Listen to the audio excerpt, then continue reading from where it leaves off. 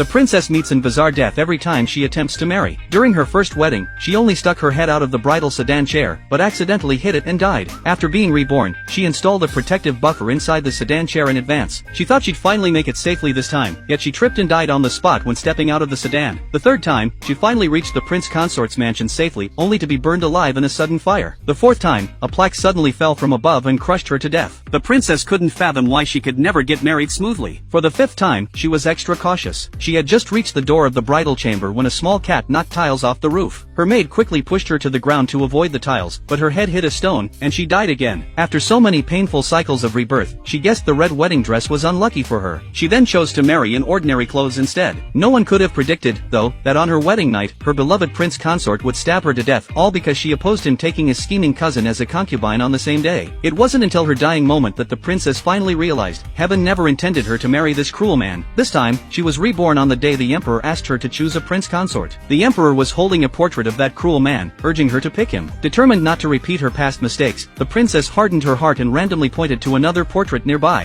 Fate, however, played another cruel joke on her. She had chosen the great general who'd held a grudge against her in her previous life. The news nearly drove her to collapse. She could barely imagine how the general, who hated her to the core, would treat her. Still, to cut all ties with the cruel man once and for all, she decided to grit her teeth and marry the general. As she walked out of the palace hall, the young lords from noble families waiting outside all assumed she must have chosen the cruel man. The cruel man himself was also full of confidence. The princess initially wanted to expose him in public and embarrass him, but she suddenly thought of a better way to take revenge. In 7 days, on her wedding day, the court would send someone to read the imperial edict at the ceremony. She would let him cling to hope for these 7 days, then push him into the depths of despair all at once. The princess eagerly anticipated his reaction at that moment. Just then, the scheming cousin rushed over and deliberately bumped into the princess, making her fall to the ground. The cruel man hurried forward to help the cousin up. The cousin then put on a pitiful look and told the man not to blame the princess. This scene reminded the princess of her previous life. The scheming cousin had used such petty tricks to frame her at every turn. Back then, she had chosen to endure each time to avoid putting the noble lord in a difficult position. This time, however, she refused to indulge the cousin any longer. So when the man told her to apologize to the cousin, the princess gave the cousin a harsh scolding. She also told the cousin that, as a princess, she didn't need to hide her actions even if she really wanted to deal with her. She then pushed the cousin down the steps. The man was about to argue with the princess, but she told him, if he wanted to be her fiancé, he must learn to prioritize her and not treat her harshly for another woman. This left the man completely speechless. He could only leave angrily, carrying the cousin in his arms. At this moment, the princess caught a glimpse of the great general watching from the side. She told him he must attend her wedding in 7 days. The general, however, was certain she wouldn't have chosen him. What the princess didn't know was that the general had long been secretly in love with her. Everyone knew the princess only had eyes for that other man, so the general had only hoped for his beloved's happiness. Watching the general leave, the princess decided to give him a surprise on her wedding day. She suddenly remembered she hadn't prepared an engagement token for the general, so she rushed to a jewelry store to choose one. She had just picked out a pair of dragon and phoenix jade pendants when the scheming cousin burst in with the cruel man. The cousin snatched the pendants and told the man to buy them for her. To her surprise, the man agreed to pay 5 times the price to take the pendants by force. The princess immediately poured cold water on his plans, asking if he was sure he could afford such a large sum. He boasted that a mere 5,000 taels of gold meant nothing to him, then ordered his servant to return to the mansion at once to fetch the money. Before long, though, the servant hurried back to report that the mansion couldn't even come up with 50 taels of silver. The man was shocked. He had no idea the princess had already cut off all his family's stipends. The scheming cousin standing beside him also realized the princess must have been behind this. The man swore to the cousin that he would avenge all her grievances today once he married the princess. Soon, the wedding day arrived. As the princess sat in front of the mirror doing her makeup, the great general suddenly jumped through the window. He had come early to give her a wedding gift and offer his blessings. After that, he intended to leave and travel the rivers and lakes. The princess hurried after him, but by the time she reached the courtyard, the general had already disappeared. Just then, the scheming cousin appeared behind her. Seeing the princess was alone, the cousin tried to quietly push her into the pool to drown her. The princess easily dodged by stepping aside, though, leaving the cousin to fall into the pool in embarrassment. The cruel man rushed over at the sound of the commotion. The cousin, as always, put on a pathetic look and accused the princess of pushing her into the pool out of jealousy over how much the man cared for her. Enraged by this, the man immediately called for his servants to avenge the cousin. Fortunately, the great general, who had heard the commotion, returned just in time to save the princess. He scolded the pair fiercely for daring to be rude to the princess. By this point, the cruel man was already convinced he was the prince consort. He snapped that even though the princess was of royal blood, she still had to obey her husband. He then demanded the princess kneel down and apologize to the cousin. Right at that moment, the imperial edict announcing the prince consort's identity arrived. The princess took the edict and asked the cruel man if he thought she would never marry anyone but him. The man, still confident, replied that everyone knew the princess loved him, it was an open secret. The princess said nothing. She simply opened the edict. The moment of true revenge had arrived.